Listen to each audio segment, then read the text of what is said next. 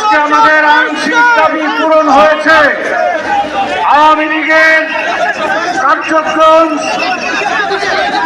নিষিদ্ধ হয়েছে। আওয়ামী লীগ দলগতভাবে এখনো নিষিদ্ধ হয় নাই।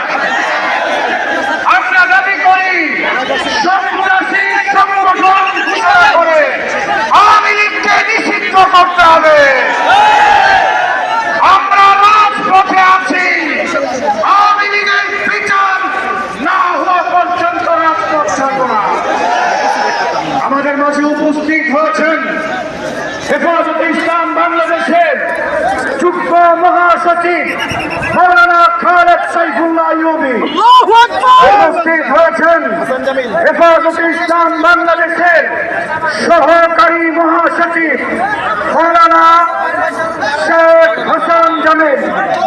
এই মুহূর্তে রাত অনেক হয়েছে।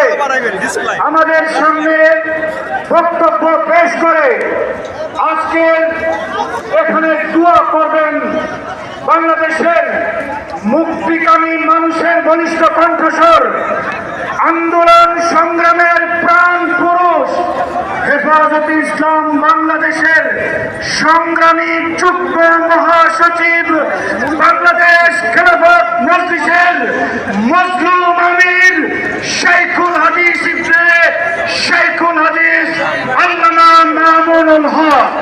বক্তব্য রাখবেন আল্লামা মামুনুল হক।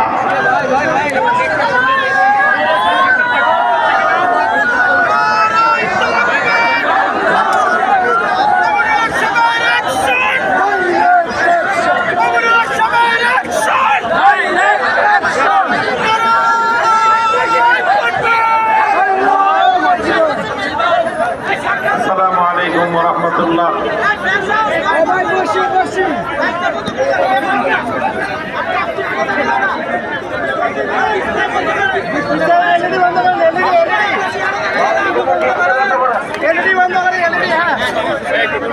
আলহামদুলিল্লাহ রাব্বিল আলামিন।